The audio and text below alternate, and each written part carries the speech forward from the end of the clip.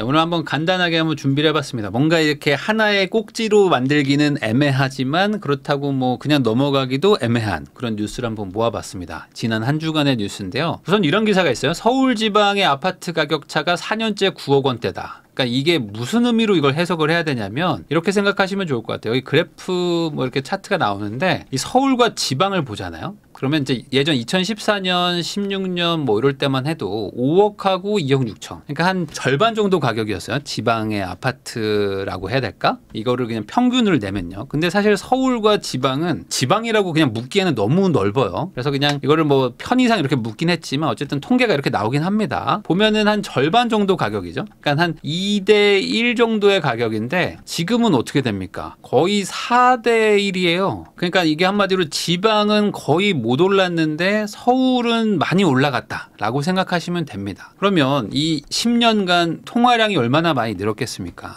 그러니까 우리나라가 돈을 계속 벌고 무역도 흑자고 그다음에 이제 뭐 물가가 올라가는 것만큼 또 이제 뭐 통화량도 계속 찍어낸단 말이에요. 그러면 그 돈이라는 게 어찌됐든 간에 어딘가로 가는데 우리나라 사람들 자산의 80%가 부동산이니까 우리나라에 돈이 찍히면은 어찌됐든 부동산으로 많이 들어갑니다. 근데 그 부동산으로 들어간 돈들이 어디로 갔을까를 사실 이 차트로 다 알 수가 있는 거죠. 지방으로는 사실 거의 안 가요. 지방으로는 거의 안 가가지고 2억 2천이 3억 7천까지도 한번 갔으니까 한 1.5배 정도. 한 50%로 늘어났지만 다시 또 살짝 줄어드는 느낌. 근데 이 5억 3천짜리가 12억이 됐으니까 50% 늘어나는 게 아니라 거의 2배 반 정도 늘어나는 거죠. 그러니까 많이 늘어난 겁니다. 그러니까 중간에 여기 돈이 막 몰릴 때 있죠. 이때 많이 늘어났다는 것도 알 수 있고 또 하나가 뭐냐면 이때가 똘똘한 한 채 정책이 되게 강력하게 펼쳐졌던 시기입니다. 지금도 여전히 똘똘한 한 채가 있죠. 그러니까 이때가 똘똘한 한 채의 시절이기 때문에 똘똘한 한 채라는 건 우리나라 국민들을 다 알고 있는 겁니다. 뭐죠? 뭐 서울에 뭐 한강에 뭐 30평대 이상의 대단지의 신축 아파트 이게 제일 똘똘하지 뭐 이런 거잖아요. 그러니까 우리나라 사람들은 이제 서열화나 계급화나 일반화를 되게 잘하는 민족이기 때문에 그냥 동질성도 되게 높고 그래서 내가 생각하는 똘똘한 한 채나 남이 생각하는 똘똘한 한 채나 비슷비슷합니다.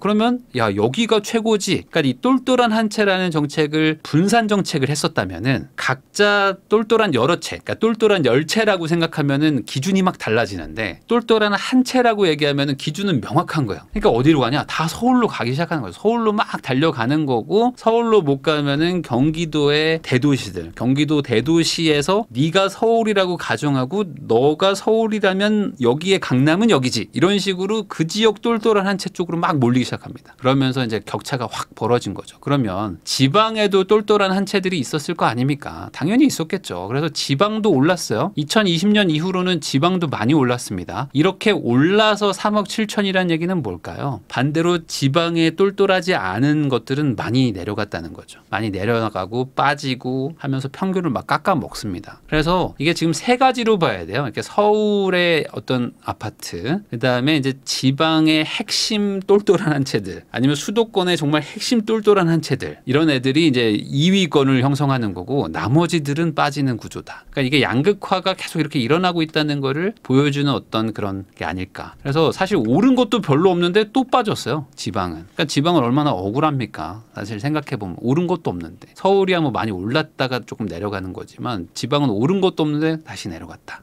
그만큼 양극화가 일어난다고 보시면 될 것 같고요. 요즘에 뭐 이런 얘기도 있어요. 그래서 이게 치솟는 전세가율에서 뭐 갭 투자에 지방 원정대까지 몰린다 하는데 이걸 오해하시면 안 됩니다. 지방에 원정을 가는 게 아니고 지방에서 원정을 오는 겁니다. 이제 반지 원정대처럼 서울에 오는 거예요. 서울에 돈을 싸들고 오는 분들이 많다는 얘기를 하는 거예요. 이게 실제로도 데이터로 나오는 게 지방에서 서울에 아파트를 사는, 한마디로 서울에 거주하지 않는 사람이 서울에 주택을 사는 비율이 계속 늘어나고 있습니다. 이게 지금 역대 최고 수준이거든요. 그러니까 22%가 타 지역 주민인데 한마디로 이제 다른 데서 살고 있으면서 집을 사는 거죠. 자, 그러면은 내가 실거주 할 것도 아닌데 집을 사면 뭐 하겠어요? 당연히 전세를 주겠죠. 기본적으로 우리나라는 대출을 받아가지고 월세를 받는 거 대비 전세를 주는 걸 선호하는 나라입니다. 전세를 주면 어쨌든 뭐 대출 한도도 없고요. 그다음에 뭐 원금 상환 개념도 없죠. 거기다가 귀찮게 뭐 월세를 받으면서 돈 내놔라 뭐 안 준다 하고 싸울 이유도 없는 거죠. 그래가지고 이제 지방에 돈이 있는 분들은 서울에 전세를 끼고 사놓고 나중에 뭐 우리 아들이나 딸이 가서 살겠지 뭐 라는 생각으로 뭐 중장기적으로 가지고 계시던지 아니면 내가 나중에 은퇴하면은 서울로 가겠다 정도의 개념으로 사놓는 사람들이 점점 늘어나고 있다는 겁니다. 그러니까 아까 제가 보여드렸던 그 데이터랑 이걸 보면은 돈의 이 유동성이 지금 어디로 흘러가고 있는지는 명확한 것이고, 그러면 사실 반대로 생각하면은 이걸 깨줘야 돼요. 그래서 이런 거가 없어도, 똘똘한 한 채가 없어도 사실 지방에서 서울로 오려는 수요들은 계속 있습니다. 근데 여기서 똘똘한 한 채 정책을 더 하니까 이제 불에다가 이제 기름을 막 뿌리는 거죠. 그러니까 이거는 똘똘한 한 채 정책을 폐지하는 게 그나마 이 불길을 잡는 건데, 모르겠어요. 지금 계속 어쨌든 똘똘한 한 채를 계속 유도하는 정책으로 가고 있는 것 같아서 뭐 이거는 당분간 이렇게 될 것 같다. 그러다 보니까 이런 얘기가 나오고 있죠. 지금 여보 작년에 사자 그랬지 하면서 30평 집이 20평 집으로 줄었다. 그러니까 이런 건 약간 좀 자극적인 썸네일 문구 같은 건데 이렇게까지는 아닙니다. 이런 건 아니지만 어찌됐든 간에 그 비싼 동네들의 좀 신축들이 많이 치고 올라가고 있고, 그 다음에 이제 지방 소도시나 이런데 뭐 구축일수록 더 이제 가격이 내려가고 있다. 그래서 이게 지금 가장 극단적으로 일어나고 있는 곳이 지금 올림픽 파크 포레온이라고 해서 이제 둔촌주공이죠. 둔촌주공이 이제 11월 말에 입주한다 지금 모르고 있습니다. 11월 말이면 이제 얼마 안 남았어요. 이제 12,000세대가 입주를 하면서 이 동네에 이제 전세 시장을 좀 흔들 건데, 올림픽 파크 포레온이 미분양도 났었습니다. 물론 무순위까지는 가지 않았죠. 좋은 평수들은. 그럼에도 불구하고 어쨌든 이때 뭐 이거 분양받으면 이제 망한다 이런 얘기도 많았었는데, 그 이후로 이제 정책들도 이제 부양책들이 막 나오기 시작하면서 14억 하던 게 지금 한 22억, 23억까지 지금 받고 있는 상황입니다. 그러니까 거의 지금 한 1년 조금 넘은 새에 많이 번 사람들은 한 8, 9억 이상 벌었죠. 이거 분양받은 분들은 뭐 지금 아마 웃고 계실 것 같긴 한데, 어쨌든 뭐 그런 얘기들이 지금 나타나는 이유도 뭐 이런 내용입니다. 그래서 지금 뭐 올림픽 파크 포레온 요즘 뭐 계속 얘기가 나와요. 아무래도 이제 서울의 뭐 동쪽에 있긴 하지만 어찌됐든 간에 이제 초대형 단지죠. 우리나라에서 제일 큰 단지고 뭐 가장 신축이기도 하고 하니까 이거에 대한 입주권이 요즘에 계속 가격이 지금 가파르게 올라가고 있습니다. 이런 것들도 이제 고려를 해보면은 아까 말한 대로 지방에서 돈도 막 오고 신축의 선호 현상도 막 높고 대단지고 하니까 그럼 이거 사야겠다 하면서 가격이 막 올라가는 추세다. 요즘에 지금 이런 얘기들이 계속 나오고 있거든요. 이게 3년 전 폭등장보다 뭐 심상치 않다 해가지고 주택시장 뭐 패닉바잉이 또 오냐 뭐 이런 얘기들이 나오고 있는데, 제가 봤을 때 뭐 패닉바잉까지는 아니지만 그래도 상승세를 보고 지금 매수하려는 사람들이 점점 늘어나고 있어요. 여기 내용들 보면은 뭐 다 틀린 얘기들은 아닌데, 이 코픽스 금리도 보면요 이제 많이 내려왔습니다. 그래서 최근에 이제 주담대를 받아보신 분들은 아실 텐데 요즘에 가상금리가 정말 낮아요. 그래가지고 실제로 이제 조달금리도 뭐 낮은 편이기도 하지만 가상금리가 거의 없어가지고 이제는 좀 잘 받으면은 3점대 초중반까지도 주담대를 받기도 합니다. 그러니까 이제 집을 살려고 딱 보면은 뭐 과거에 막 금리가 막 급등했던 느낌이 아니에요 지금. 그러니까 이거 한번 살만한데? 라는 생각들이 좀 들기도 하고, 또 정책자금 대출도 막 해주면서 뭐 신생아 특례 같은 것들도 있고 하니까 그럼 집을 좀 살 수 있겠다 해서 실제로 집을 사려는 분들은 여건은 좀 좋아졌고, 그 다음에 이제 뭐 요즘에 얘기가 많이 나오죠. 당분간 이제 둔촌주공 입주하고 나면은 이제 서울에 이제 신축이 없다 뭐 이런 얘기들도 계속 나오고 있고, 그런 상황에서 앞으로 또 추가적으로 착공도 잘 안 되고 이러니까 당분간 또 상승세로 가지 않을까 하면서 사람들이 또 집을 사고 있다 뭐 이런 내용입니다. 서울 아파트 전월세 매물이 지금 20%가 증발했다 뭐 이런 얘기들이 있는데, 이 규제가 전세값을 부추겼다. 그래서 이게 지금 실제 매물이 많이 줄고는 있어요. 그러니까 이게 지금 계약갱신 청구권도 많이 늘어나고 있거든요. 그 말은 뭐냐면은 기존에 전세를 계약하시고 나서 2년 지나가지고 봤더니 전세가 조금 올라가네. 왜냐면 지금 2년 전이면 2022년이죠. 2022년 기준으로 보면 지금 전세가 좀 올랐습니다. 그러니까 계약갱신 청구 그냥 해야 되겠다 라고 생각하고 매물이 시장에 안 나오는 경우들도 있고, 아예 그냥 매물 없이 그냥 바로 그냥 인상해서 계약하시는 경우들도 있고 해가지고 요즘에 매물이 많이 줄었다. 그만큼 다른 빈집들이 조금 있으면은 뭐 여기서 올려달라고 하면 제가 다른 데로 가죠 뭐 이렇게 말을 할 수가 있을 텐데, 지금은 뭐 그런 분위기가 아니라는 거를 좀 알 수가 있고요. 그래서 이제 공급이라도 좀 많이 되면 좋은데, 이 공급 대책은 낙제점이다. 취득세 종부세 완화가 시급하다라는 뭐 기사들이 뭐 나오고 있는데, 여기 보면 뭐 세제 혜택도 좀 주고 오피스텔 등 주택수 산정 제외를 해달라. 사실 오피스텔이라는 게 예전엔 주택수에서 포함이 안 됐었는데 집값이 너무 올라가다 보니까 사람들이 이제 오피스텔도 사니까 오피스텔 사지 마 하면서 오피스텔도 주택수로 막 취급하고 양도세 중과도 막 매기고 생기고 하면서 오피스텔도 규제를 많이 했었단 말이죠. 그럼 이제 집값이 안정화가 되고 이제 공급이 부족해지고 이럴 때는 오피스텔을 다시 지어라라고 하면서 오피스텔을 원래대로 원상복구를 해줘야 되는데 지금은 규제가 원상복구가 안 됐어요. 뭐 빌라나 오피스텔이 아파트보다 차라리 규제를 더 받는다라고 보셔도 됩니다. 그러니까 지금은 이상한 거죠. 살려줘야 되는 시장은 규제를 계속 오히려 더 강하게 해놓은 상태고 그러다 보니까 다들 뭐 집값 올라가면 안 된다 하면서 보고 있는 아파트 쪽이 오히려 더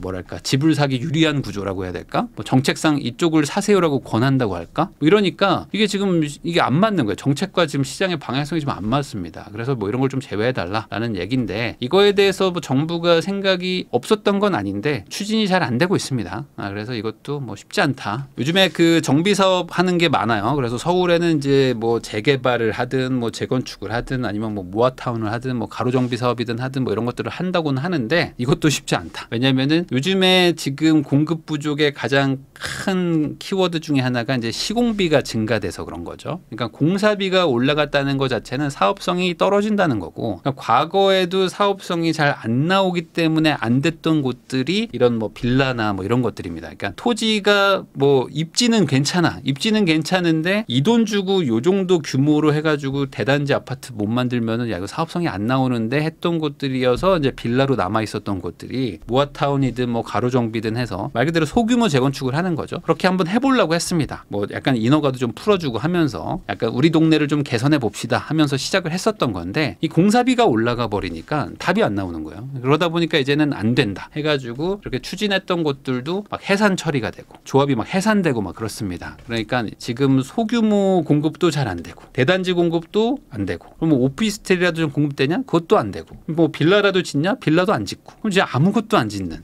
그런 상황이라고 보시면 될 것 같아요.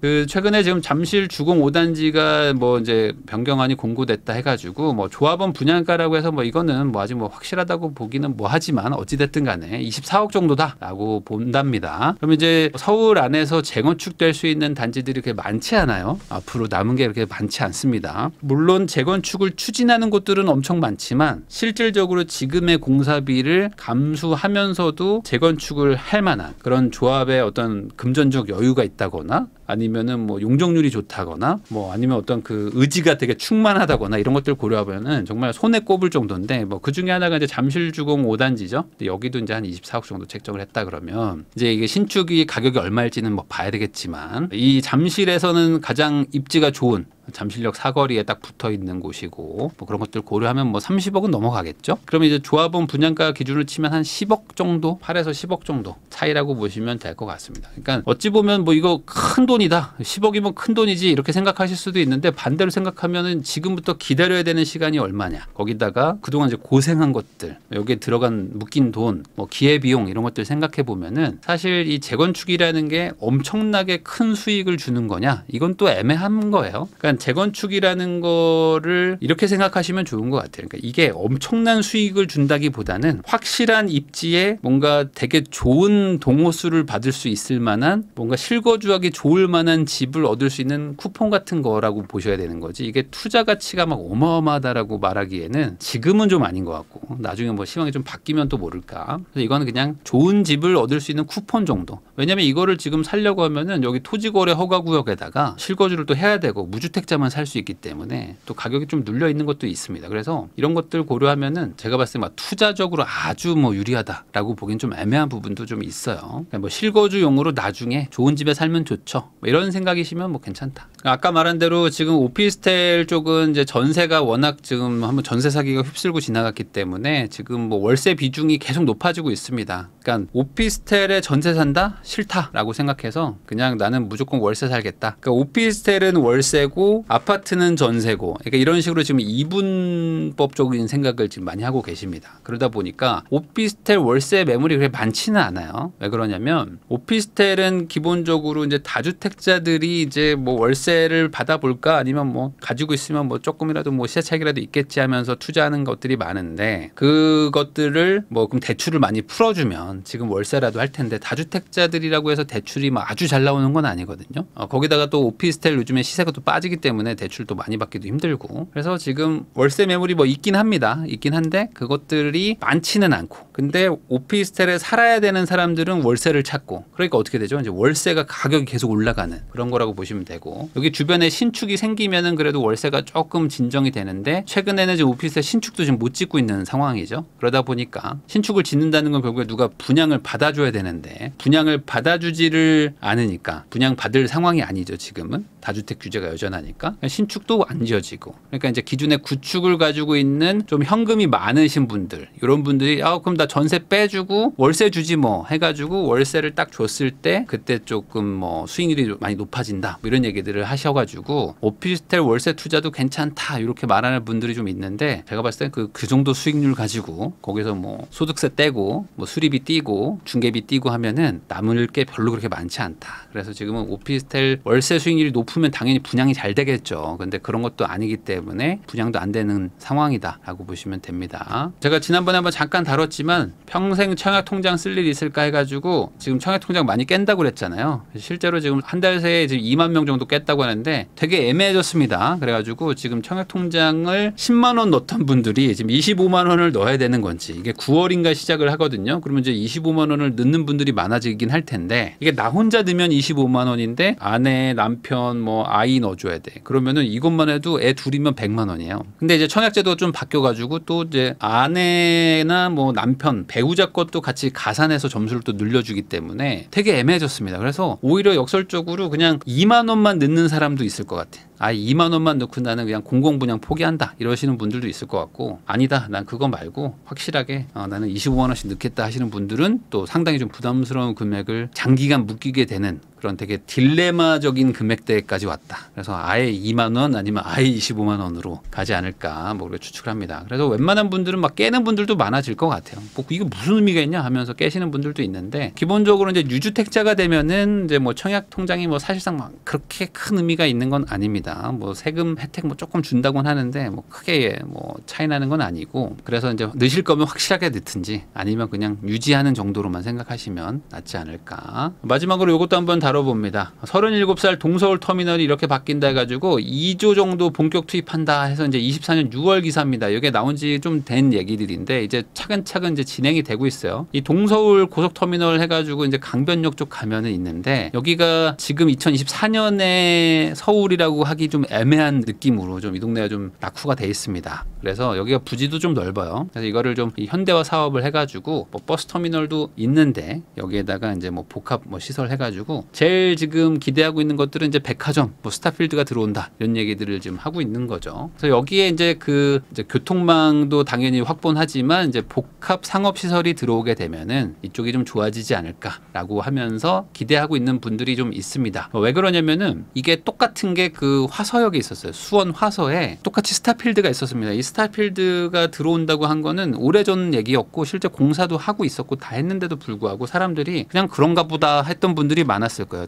특히 이제 화서역이 이제 수원역에서 조금 위에 있는데 뭐 저기를 뭐 굳이 내가 뭐 이런 생각을 하셨던 분들도 많았습니다. 그러니까 부동산이라는 게 사실 호재라고 하는 것들은 이미 다 발표를 한 지가 몇 년이 돼 있고 그게 이제 차근차근 진행이 됩니다. 근데 이게 워낙 오래 걸리고 느리고 중간에 막 늘어지기도 하고 하다 보니까 뭐랄까 참을성이랄까 뭐 인내심이랄까 이런 게 없는 분들은 굳이 저런 걸 뭐 지금 해야 되냐 하면서 약간 내팽개쳐 뒀다가 나중에 다 돼서 리스크가 없어질 때 그때 돼서 이제 관심을 갖는 분들이 많은데 이런 것들도 한번 알아놓으면 좋죠. 이런 일이 있구나. 그럼 여기도 화서역에 스타필드 생기는 것처럼 좋아질 수도 있겠구나. 그러면은 야 거기도 예전 가격은 얼마였는데 요즘에 이렇게 됐네. 그럼 여기도 어떻게 되지 않을까라는 식으로 한번 상상해 보는 것도 부동산 공부하는 데 도움이 될 것 같아서 한번 다뤄봤습니다.